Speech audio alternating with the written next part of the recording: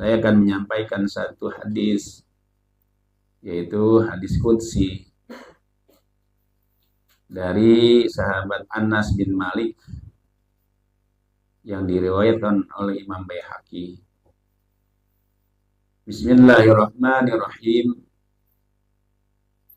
Inna Allah Ta'ala yaqul. Ya, kalau hadis awalnya ada kata-kata Inna Allah yaqul, itu namanya hadis qudsi. Ya. Inni la'ahummu bi ahlil ardi adaban. Fa idza nazartu ila ummari buyuti wal mutahabbina fiya wal mustaghfirina bil ashar saraftu azabi anhum. Ya. Inna Allah Ta'ala, sesungguhnya Allah Subhanahu wa Ta'ala yaqul, berfirman, Inni la'ahummu bi ahlil ardi azaban. Sesungguhnya, kata Allah, aku benar-benar akan menimpakan ke penduduk muka bumi ini azaban, satu azab, satu bencana yang amat sangat dahsyat. Kalau bahasa kita mah, Allah sudah gregetan, bawaannya udah kesel bener, pengen memberikan penduduk bumi ini satu azab. Tuh. Karena melihat kemaksiatan, melihat kemungkaran,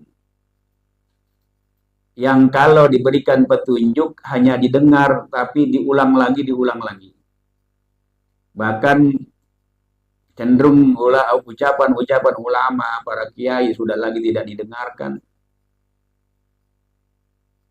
Sehingga yang dikedepankan adalah hawa nafsu.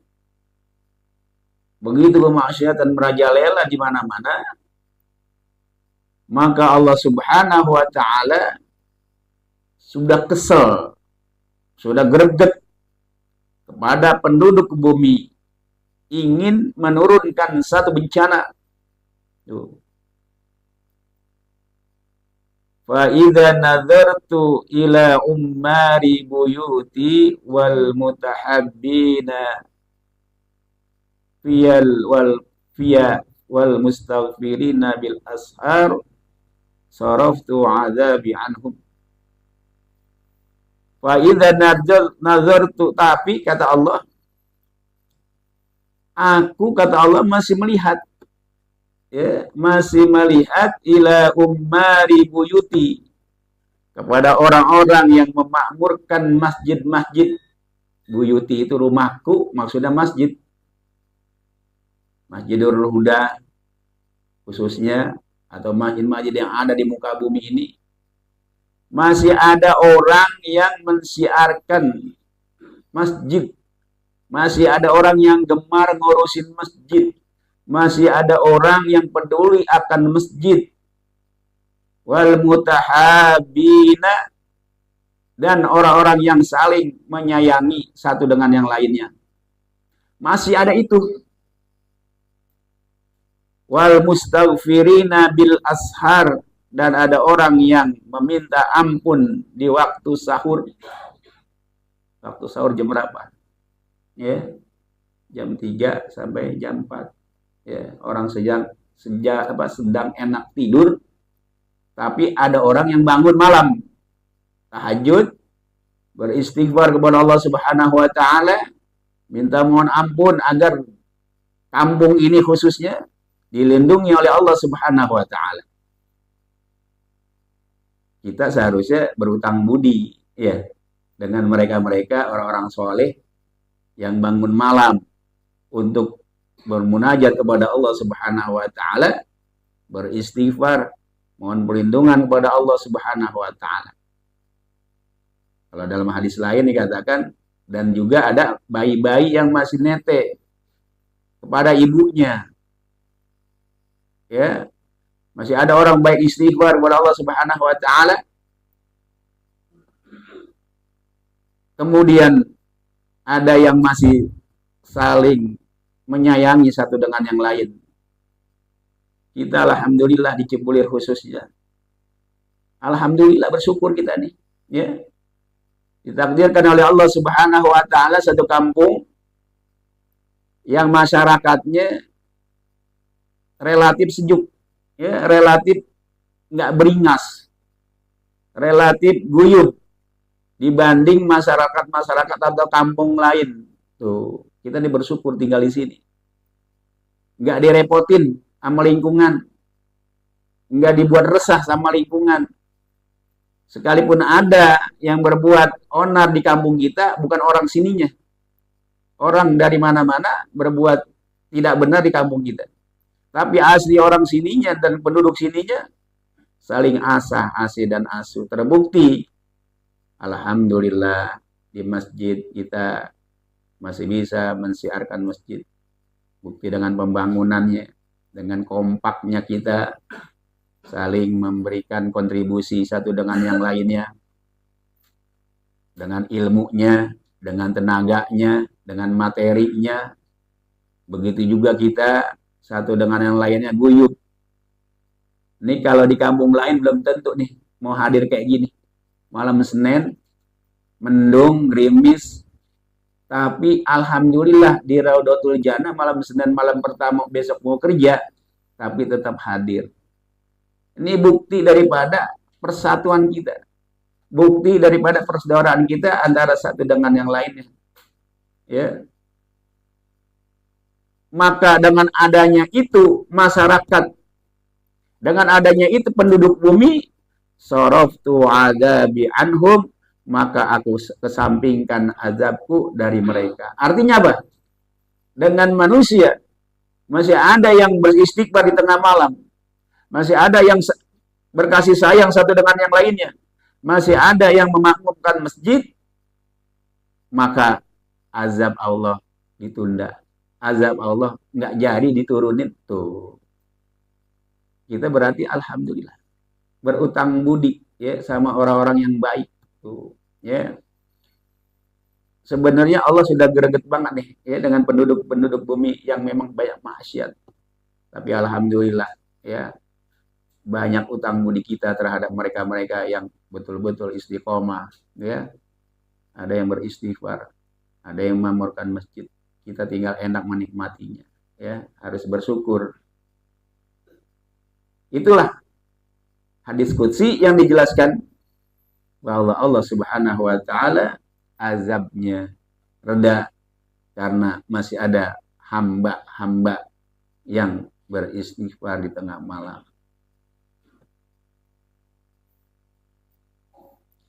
Innallaha ta'ala yunzilul ma'unata ala qadril ma'unah wa yunzilu sabra ala qadril bala. Innallaha sesungguhnya Allah yunzilul ma'unata memberikan pertolongan ala qadril ma'unah sesuai dengan kadar yang diperlukan. Jadi kalau kita diberikan pertolongan atau dalam kondisi yang di luar nalar kita, lalu kita selamat pada saat itu adalah pertolongan Allah Subhanahu wa taala kepada kita. Itu bisa dikatakan afiat dan juga bisa dikatakan maunah. Bukan mukjizat. Kadang orang salah ucap. Alhamdulillah, gue dapat mukjizat lah, mukjizat. Yang diberikan mukjizat hanya Rasul. Manusia biasa seperti kita nggak ada diberi mukjizat. Kalau di TV itu ya sinetron, wah tunggu aja mukjizat. Wah elah, siapa lo? Gitu. Mukjizat. Kalau ukuran kita maunah, ya, afiat, ya. Kan ada tuh kadang kecelakaan di jalan, ya, satu bus, ya, ada selamat kan, ada yang celaka. Nah yang selamat itu maunah dari Allah Subhanahu wa taala. Ya. Makanya kita harus banyak-banyak zikir. Ini upaya pembacaan Ratibul Hadad, insya Allah dengan kita istiqomah membaca Ratibul Hadad, pertolongan Allah, ma'unah Allah akan datang kepada kita. Yang insya Allah di luar nalar kita, yang kita tidak sangka-sangka. Tuh, gitu. Ntar kalau sudah terjadi pada diri kita, baru, oh iya, alhamdulillah, benar kan gitu. Nah, makanya kita ini jangan melupakan zikrullah. Zikir kepada Allah Subhanahu wa taala. Seutama-utama zikir kepada Allah Subhanahu wa taala adalah membaca Al-Qur'an. Al-Qur'an itu juga bisa memberikan syafaat kepada kita, memberikan pertolongan kepada kita. Al-Qur'an itu sumber segala kebaikan. Dibandingkan hizib, dibandingkan bacaan-bacaan yang lain, Al-Quran lah yang lebih utama. Ya. Insya Allah akan menolong kita. Nah, Allah Subhanahu wa taala memberikan ma'unah sesuai dengan kadar yang diperlukan. Dalam mujizat kepada Rasul. Nabi Allah Ibrahim diberi apa mujizatnya? Tidak mempan dibakar. Ya, sehelai pun tidak ada yang kena api walaupun apinya berkobar. Ya. Api jadi dingin. Nalar kita harusnya hangus. Ya, kemarin di TV itu di mana? Di bengkel ibu-ibu sama anaknya hangus. Ya. Kan seharusnya Nabi Ibrahim seperti itu juga. Tapi karena ini yang makhluk yang namanya api ini milik Allah, lalu dibuat adem oleh Allah Subhanahu wa taala, ya narukuni bardan wa salam ala Ibrahim. Enggak jadi ngebakar Nabi Ibrahim. Ya, adem. Walaupun di dalam kobaran api Nabi Ibrahim utuh. Tapi diselamatkan ini pada saat itu doang. Kalau besoknya Nabi Ibrahim nyeberi api ya kebakar. Ya. Jadi juga apa namanya?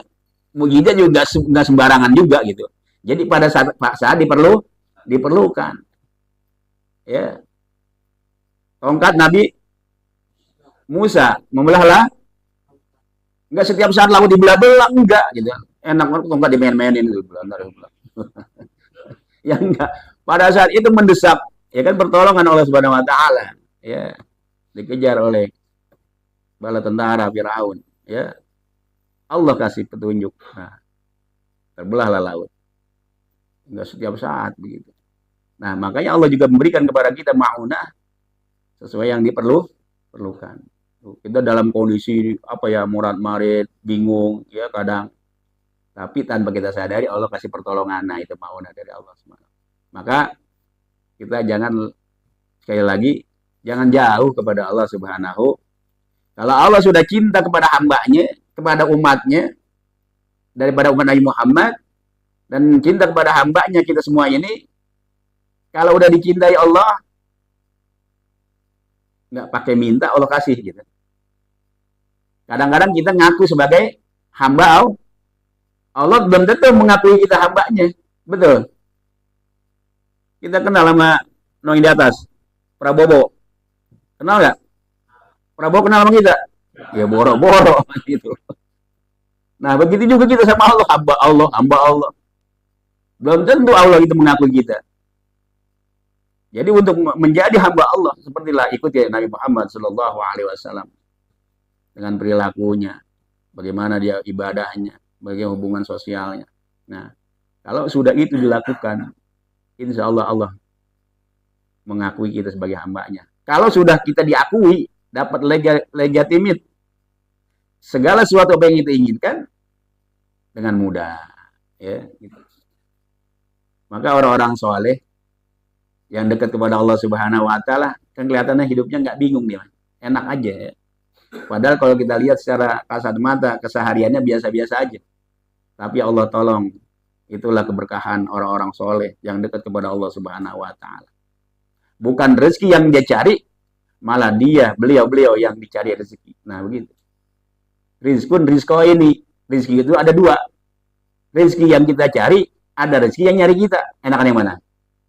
Lah iya di rumah lagi ngopi Bang Jam tuh kan. Lagi ngisi TTS, ada yang buat duit. Gitu kan, enak. Jangan kita cari kemana. Dari pagi sampai sore, sampai malam. Begitu lagi, ya Allah. Nah, maka bagaimana caranya? Supaya keberkahan datang sama kita. Tadi, ya, ikutilah jejak-jejak orang soleh. Wa yunzilu sabru ala qadril bala, dan Allah pun menurunkan kesabaran sesuai dengan kadar cobaannya.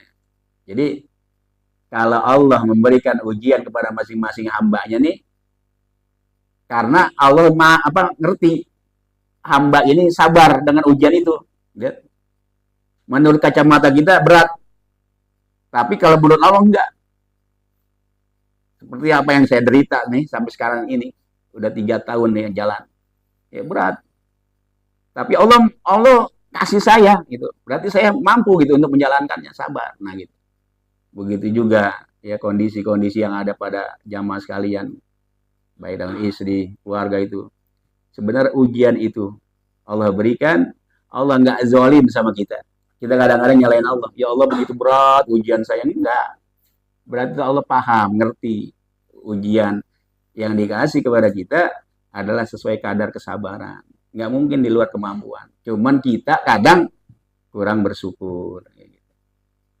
Nah makanya dengan kita banyak ya muhasabah, ya banyak kita ini mengingat-ingat akan diri kita, ya introspeksi akan diri kita, insya Allah semuanya akan menjadi nikmat dan akan menjadi solusi buat diri kita.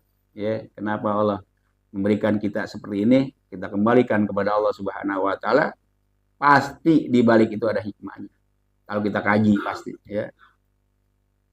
Mudah-mudahan Allah Subhanahu wa taala ya terus membimbing kita, menjadikan kita yang istiqomah mengikuti ajaran-ajaran Allah dan Rasulullah Shallallahu Alaihi Wasallam sehingga kita disayang oleh Allah Subhanahu Wa Taala dan akhir daripada perjalanan hidup kita menjadi husnul khatimah. Demikian, assalamualaikum warahmatullahi wabarakatuh.